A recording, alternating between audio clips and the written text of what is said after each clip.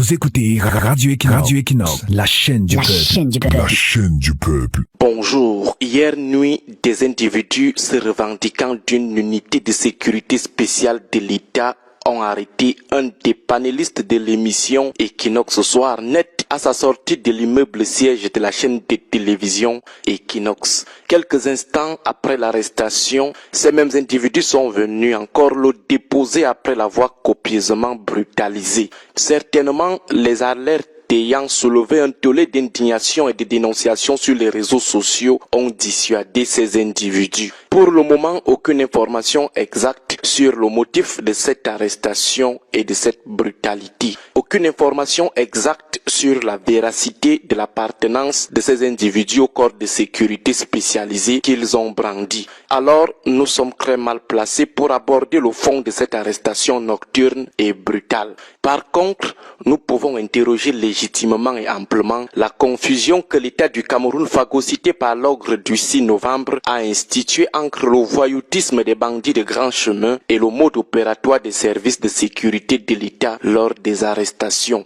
C'est d'ailleurs le bien fondé de la polémique autour de la qualification de l'arrestation du panéliste d'Equinox ce soir d'hier arrêté. Certains rejettent le mot arrestation et préfèrent plutôt parler d'enlèvement ou de kidnapping. Ils estiment qu'il n'y a pas eu arrestation mais enlèvement et ils n'ont pas du tout tort. Parler d'arrestation signifie que les choses se sont passées selon les prescriptions de la loi, les prescriptions du code de procédure pénale. Nous ne sommes pas des juristes, mais en parcourant les textes, bien que de manière profane, on réalise que cette façon d'embarquer les citoyens est beaucoup plus proche des enlèvements ou des kidnappings. Parce que les pratiques ayant cours ne répondent pas aux attentes d'une arrestation. Selon la loi de l'article 30 à l'article 38 du code de procédure pénale, pour ne parler que de ce fragment, une arrestation commande un bon nombre de précautions. Aucune atteinte ne doit être portée à l'intégrité physique ou morale de la personne appréhendée. Sauf cas de crime ou de délit flagrant,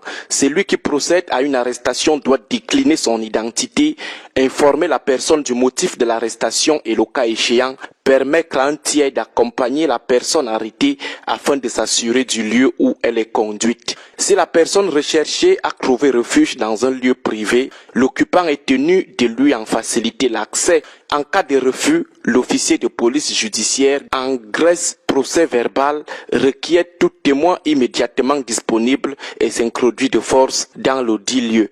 Toute personne arrêtée bénéficie de toutes les facilités raisonnables en vue d'entrer en contact avec sa famille, de constituer un conseil, de rechercher les moyens pour assurer sa défense, de consulter un médecin et recevoir des soins médicaux et de prendre les dispositions nécessaires à l'effet d'obtenir une caution ou sa mise en liberté. Et tout ceci est fait sous le couvert d'un mandat de justice, sauf en cas de flagrant délit. Voilà ce que nous avons retenu modestement de l'encadrement juridique et judiciaire des arrestations. Maintenant, est-ce que l'arrestation de Maître Kenyi d'hier nuit, comme la plupart des arrestations revendiquées ou attribuées aux services de sécurité spécialisés de l'État, répond au préalable que nous venons de citer? Non, non et non. Alors, il deviendrait loisible de parler d'enlèvement ou de kidnapping. Au-delà du cas d'hier nuit, qui n'a pas encore été élucidé, essayons d'interroger les arrestations avérées des services de l'État qui se sont faites suivant le mode opératoire d'hier nuit. Demandons-nous si l'État a vocation à enlever ses citoyens.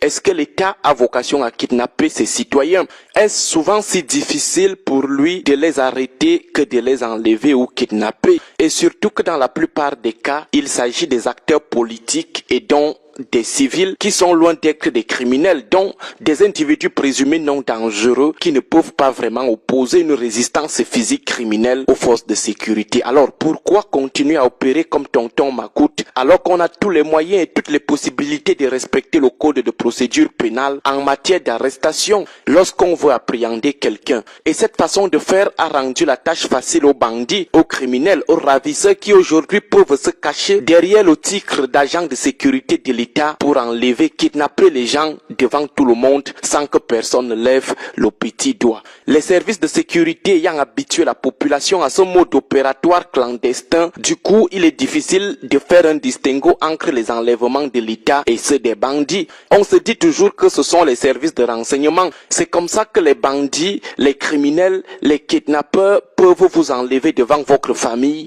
devant vos collègues, en plein marché, sans la moindre résistance, parce que tout le monde se dira que c'est le service de sécurité de l'État qui opère, car ce dernier a habitué les gens à ces formes d'arrestation qui n'envient rien au mode opératoire des preneurs d'otages. Il est donc temps que nos services de sécurité commencent à respecter les procédures en matière d'arrestation, ne serait-ce que pour permettre aux populations de distinguer les arrestations des bandits criminels de celles de l'État et venir comme ça en aide à leurs proches. Bonne journée à tous.